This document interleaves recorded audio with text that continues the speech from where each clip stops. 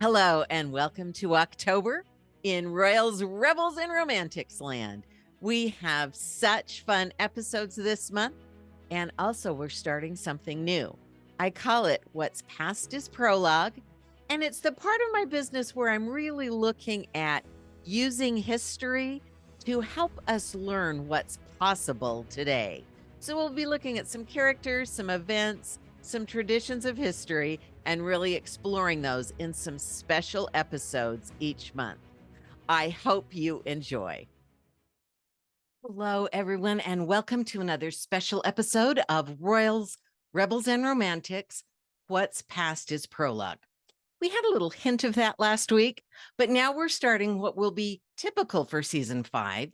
The first Monday of every month, I'll be joining you to talk about how history shows us what's possible.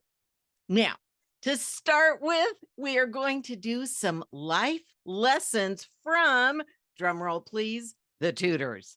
Now, you may be thinking, no, don't want to turn to the Tudors for life lessons. But actually, there are several Tudors who can teach us a thing or two about success.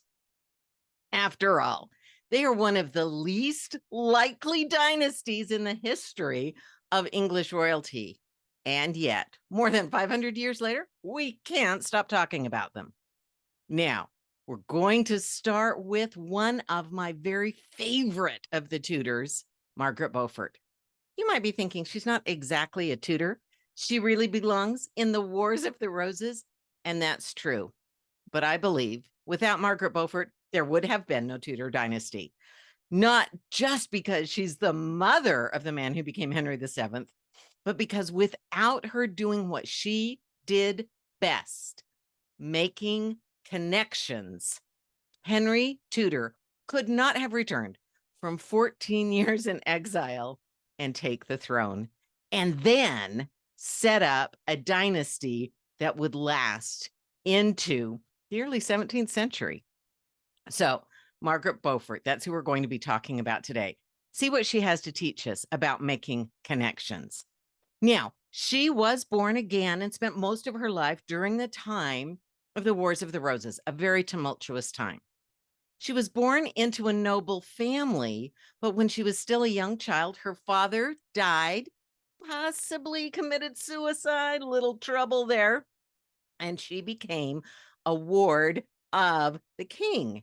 And Henry VI first assigned her to one of the most powerful men at court, William de la Pole, who was the Earl of Suffolk. And he decided he would marry Margaret to his son, and in that way move himself possibly closer to the throne. Well, as time went on, before that marriage could officially take place, the king had a change of mind, brought his half-brothers, Edmund and Jasper Tudor, the sons of his mother, after his father, Henry V, died, Catherine of Valois, married again, married Owen Tudor, had children, including these two sons who came to court. And Henry VI decided to give Margaret Beaufort, this very wealthy heiress who was very young at the time, to Edmund Tudor instead. And she had a choice. So she thought, was she going to marry John de la Pole or was she going to marry Edmund Tudor? According to her, later in her life, this was a choice that she made. Now, realistically, the king at least thinks he's the one calling the shots, but this gives us an early indication of Margaret Beaufort making her own connections and taking control of her life.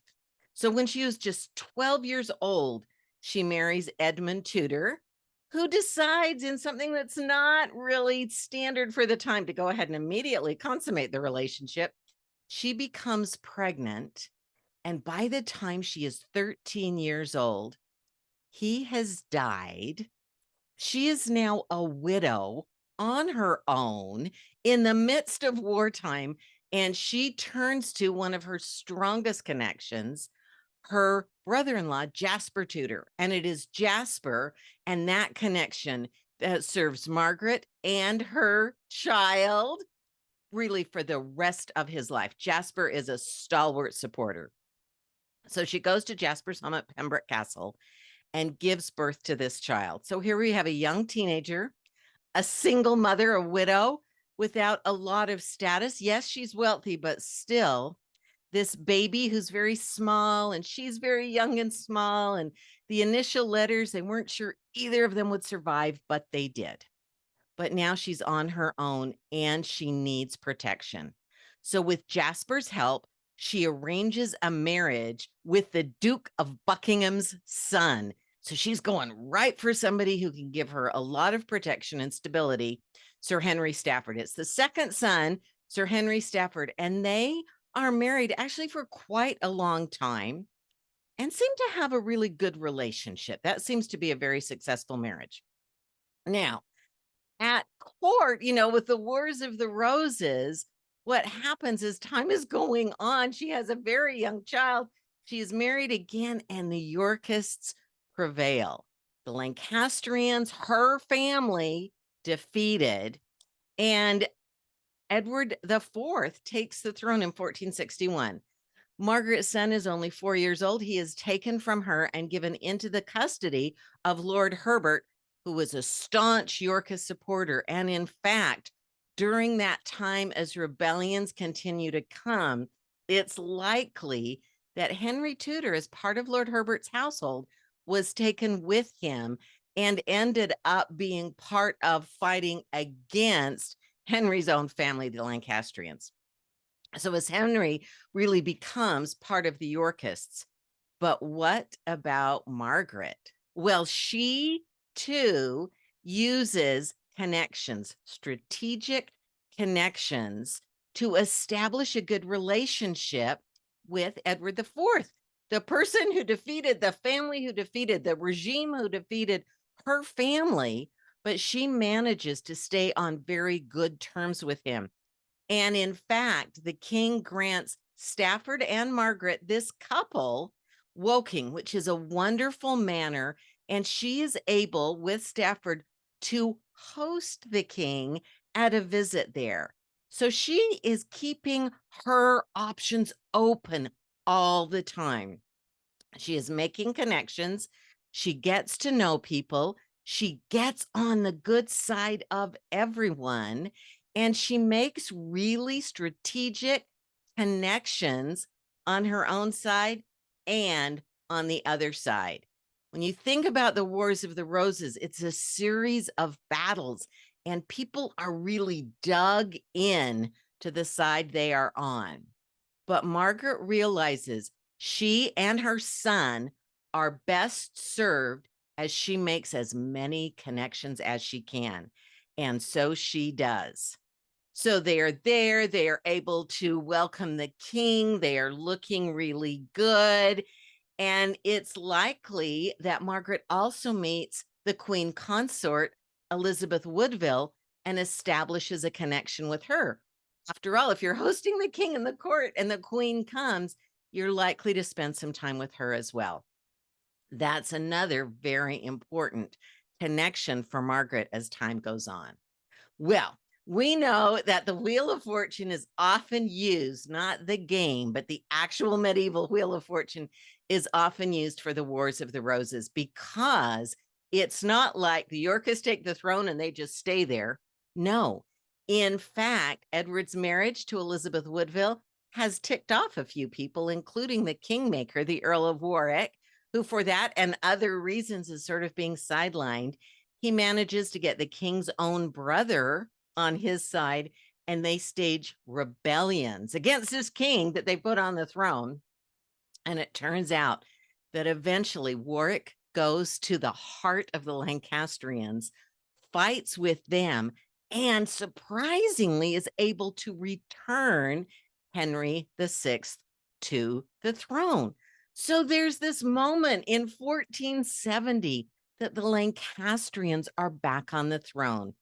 This is great news for Margaret Beaufort. She is related in a number of ways to Henry VI. First of all, they are both descendants of John of Gaunt. Through John of Gaunt's first marriage, down to Henry IV, Henry V, Henry VI, that's the straightforward line of descent. Margaret's line is a little more tricky because John of Gaunt not only had his first wife, Blanche of Lancaster, whom he adored. She died. He marries another woman, Constance of Castile. Not quite so close. And while he's married to her, he has another relationship with Catherine Swynford. And the Beauforts are the family, the descendants of Catherine Swynford and John of Gaunt. Now, eventually, after Constance of Castile dies, he does marry Catherine Swynford, and after the fact has those descendants made legitimate, but they are born illegitimate, and it's just a little iffier, that line. However, certainly through that line and through her descent through Catherine Swynford and the Beaufort line, Margaret Beaufort is definitely related to Henry VI. And her husband, Edmund, her first husband, Edmund, is Henry VI's half brother. So she is very integrated into that Lancastrian court and into the family of Henry VI, which makes it even more surprising to realize she's hosting King Edward IV. But now she's reunited with her son Henry. She brings him to court. And this appearance of Henry Tudor at court during the 1470, the only time we really know that Henry Tudor is at the court, at the English court, before he comes back a few years later in 1485. This is not a young man who spends a lot of time in the heart of court, even though he eventually becomes king. He is so unlikely to take the throne. And I really think it's down to Margaret Beaufort. In any case, at this moment, everything looks good for the Lancastrians. But not surprisingly, if you know anything about the Yorkist family, Edward IV has not just said, oh, well, I tried. I'm out. I'll just stay in Burgundy. No, he is in Burgundy raising an army because he wants that throne back. This is where we get the idea of a revolving door a little bit around the English throne, because Edward IV comes back with an army, and his brother Richard, who is an extremely talented and successful warrior, they are able to defeat the Lancastrians and take the throne again. So this is only 1471. It really hasn't even lasted. This return of Henry VI doesn't even last 2 years. Now, in this particular series of battle, Warwick the Kingmaker killed, Henry VI captured, and then dies. He dies in the Tower of London. You can see the room where he dies in the Tower of London. Why? Maybe he died of a broken heart. Maybe someone assisted him on the way to his death, which is probably likely. We don't know for sure. His son and heir, Prince Edward, killed either in battle, possibly right after battle, but in any case, the Lancastrian hub, the heart of the Lancastrians, are wiped out as Edward IV retakes the throne. So are there any Lancastrians left? Well, in fact, Henry Tudor represents, according to a later statement by Polydore Virgil, the only imp now left of the blood of Henry VI. This young man, who is a descendant of John of Gaunt, the Lancastrian line, who's 14, now represents sort of a challenge to Edward IV. And Margaret realizes it, and Jasper Tudor realizes it. So Jasper takes Henry first to Wales, realizes that's still not safe, and then they sail for France. Of course, the wind comes up and they crash into Brittany instead. But now Margaret is really separated from her son. He's not just with another family in England. He is across the channel. He is a political exile in Brittany, some of the time in France, then back to Brittany. But in any case, he is fighting for his survival. He is sort of an enemy to the King of England. And Margaret is in England, realizing she now is going to have to do whatever it takes to get herself to a position where she can continue to advocate for herself and for her son. Unfortunately for her, her husband has been killed fighting for Edward IV, so she's a widow again. She realizes that marriage is a tool for getting her into the position she needs with the connections she needs. So this time she marries into the Stanley family, a family in very high standing in the court of Edward IV. In fact, she marries Thomas Stanley, who is the Lord High Constable and very well respected and trusted by the king. So even though she's been at the Lancastrian court while Henry VI is there, even though her son is considered the only imp now left of the Lancastrian or Henry VI blood, she still manages to connect herself through marriage to one of the powerful families in the court of Edward IV. Now, it isn't an easy track for her. She gets herself in. Things are going pretty well. Henry's away. There's writing letters. She hasn't seen him. Years go by. Actually, Margaret's cousin does rebel against Edward IV, which makes Edward IV really angry at the whole family. So he does turn against Margaret, but she manages to redo that connection, continue her connection with Elizabeth Woodville, the queen consort, as well. And in fact, manages to come up with to build such a bond with the queen consort that she is chosen by the queen consort to be a godmother for one of the royal daughters. So Margaret manages to overcome all of these challenges by time after time making strategic connections, by making relationships, by building relationships, not only with her own family, not only with her own side, so to speak, but also with the Yorkists. And so she is able to maintain in this very difficult time a presence in the Yorkist court.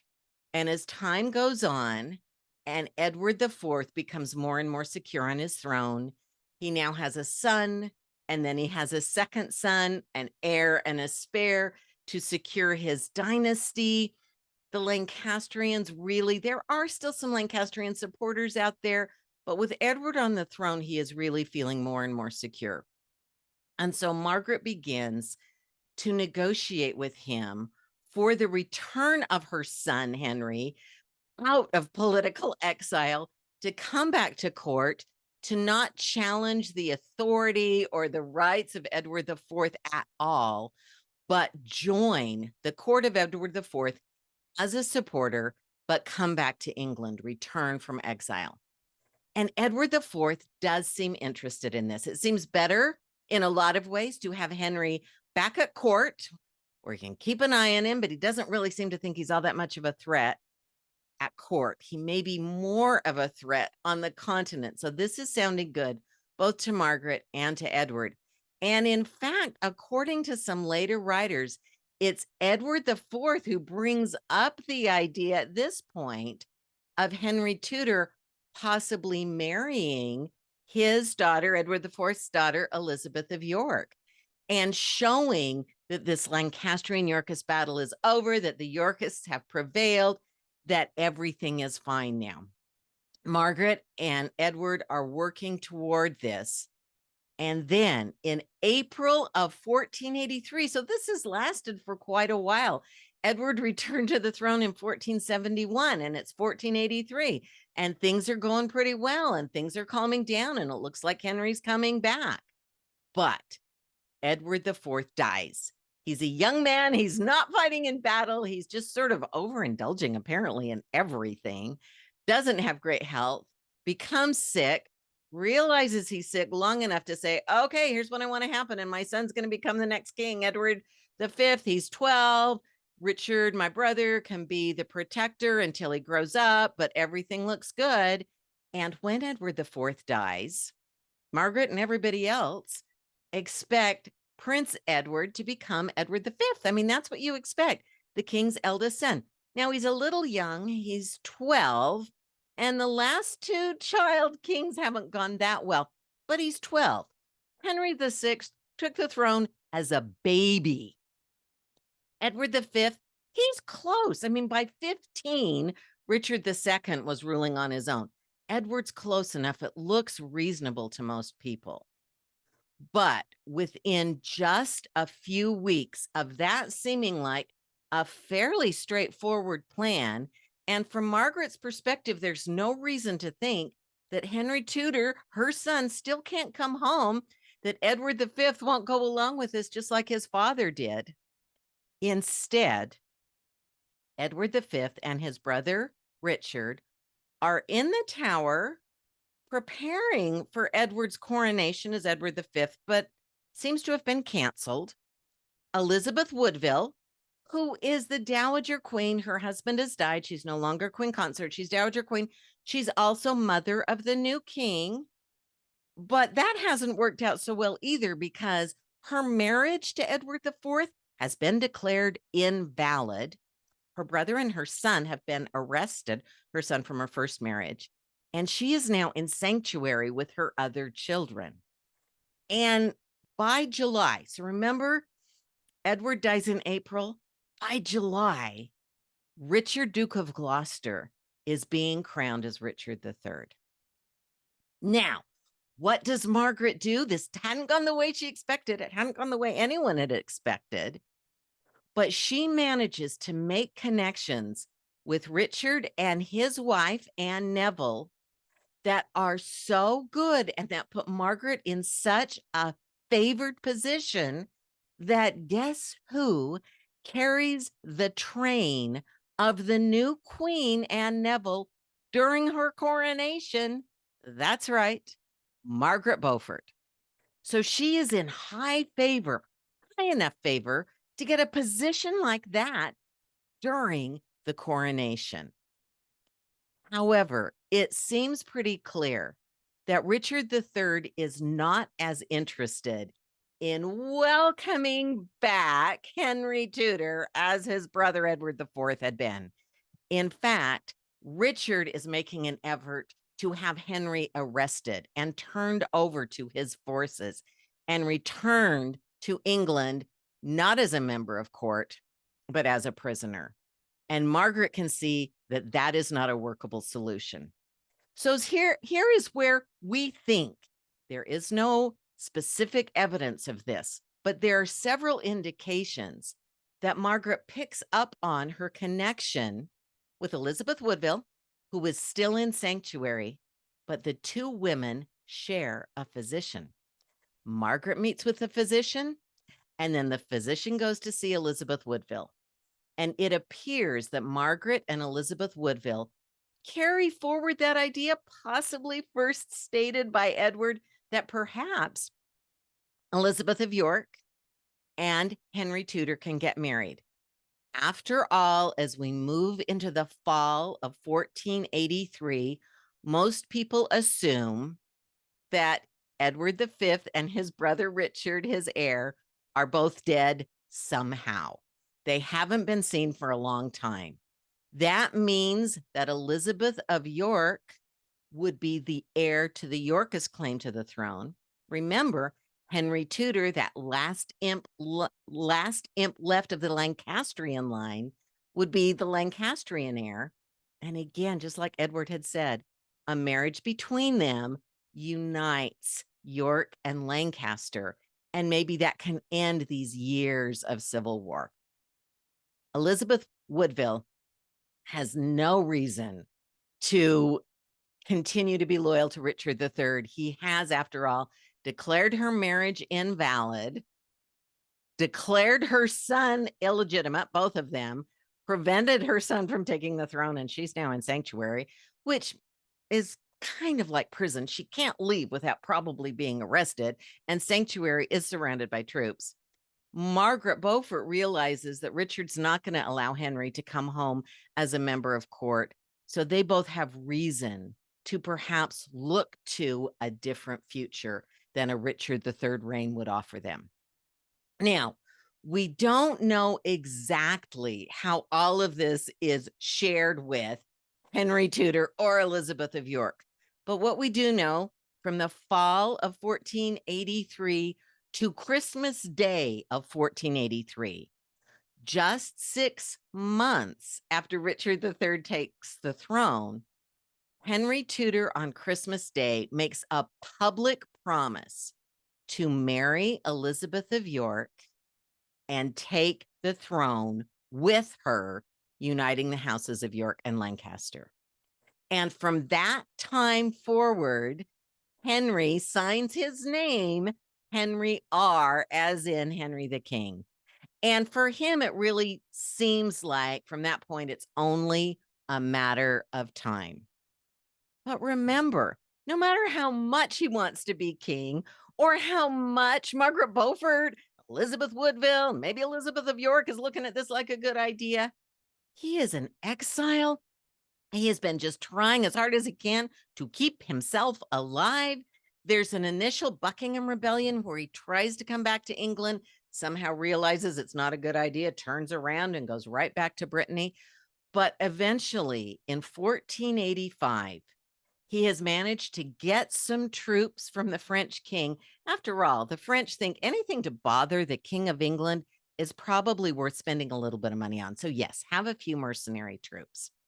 Some Yorkists who are disaffected with Richard III, some leftover Lancastrians, and with that ragtag army, Henry sails from Brittany, doesn't go right to England, goes around so he can land in Wales, his family home, manages to gather a few supporters on the way, more and more supporters. And in a stunning moment, defeats Richard III, that brilliant military strategist, at the Battle of Bosworth, and takes the throne as Henry VII. But his work has only begun. He has not been in England for 14 years. He's possibly only spent a day or two at court. He has really no network there. But who does? His mother.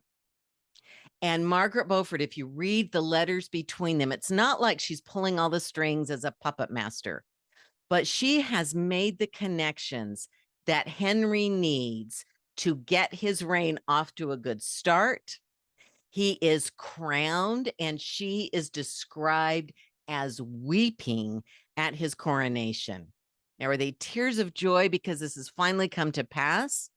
Is she thinking about that wheel of fortune and how quickly it turns, and maybe they're tears of fear? We don't know. But she, in fact, from his coronation in 1485 and throughout the rest of his reign, is very involved in the reign of Henry VII. She arranges and helps him arrange for his marriage to Elizabeth of York and for Elizabeth's coronation. Now, Elizabeth of York manages to do what none of Henry VIII's wives do for him. Within actually just 8 months of marrying, Elizabeth York bears a son for Henry VII, and Henry VII is able to tap right into the King Arthur legend, making use of his Welsh background and the red dragon and all of that mythology for a new Arthur who was going to take England into the future. Of course, as we know, sadly, Arthur dies, but there's another son waiting, and that is the man who becomes, or the boy who becomes, Henry VIII. Margaret Beaufort is a staunch supporter of her son. They have wonderful letters back and forth discussing things. She creates some of the protocol that is followed for childbirth and for other ceremonies that go through the Tudor time. And when Elizabeth of York dies young, first Prince Arthur dies, Elizabeth of York says, let's try again, gets pregnant, Elizabeth of York dies, and Henry VII is devastated and actually withdraws from court. It's Margaret Beaufort who arranges for the funeral, who brings Henry VII back. they are a team. Henry VII and Elizabeth of York, also a great team. In fact, in my opinion, without question, that is the best marriage of the Tudor dynasty. It's Henry VII and Elizabeth of York. But Margaret Beaufort is also a very important part of that dynasty. And in fact, she survives the death of her son, the young man and now older man that she has helped so much, not just take the throne, but keep the throne. And she lives to see her grandson, Henry VIII, crowned King of England alongside Catherine of Aragon. So Margaret Beaufort, through her connections, through her ability to make and build on relationships, not just with the people who are right here around her as her family, not just with the easy ones, but with people who maybe she doesn't get along with, or maybe she doesn't agree with, or maybe you're on the other side. Through her ability to make those connections and stay part of the conversation and remain talking to people, part of things in the room, as Hamilton would say, where it was happening over and over, she is able to establish and strengthen the foundation of what becomes the Tudor dynasty.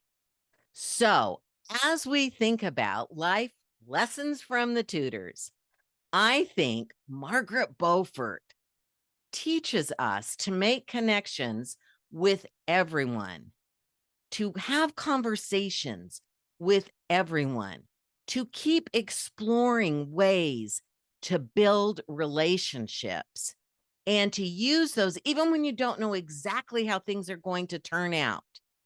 Having more relationships, having ways of getting along with all kinds of different people is the way to make the future more manageable and to build the foundation for whatever follows. So that is my first life lesson from the Tudors. I hope you enjoyed it. I would love to hear what you think. We'll have regular episodes in Royals, Rebels, and Romantics throughout on Wednesdays, just as we have been. But every first Monday, we'll have an episode just with me to talk about how history shows us what's possible. Thank you so much for joining me. I'd love to hear what you think, and I'll see you again next time. Thank you for listening to this episode of Royals, Rebels, and Romantics. And can I please ask a favor? We could really use your help spreading the word about the podcast. If you could share with a friend, leave a rating, leave some comments, I would really appreciate it. And also, maybe you'd consider becoming a patron. A big shout out and thank you to all of my patrons. You make our work possible. Thanks for listening, and hope you keep looking around and seeing how history shows us what's possible.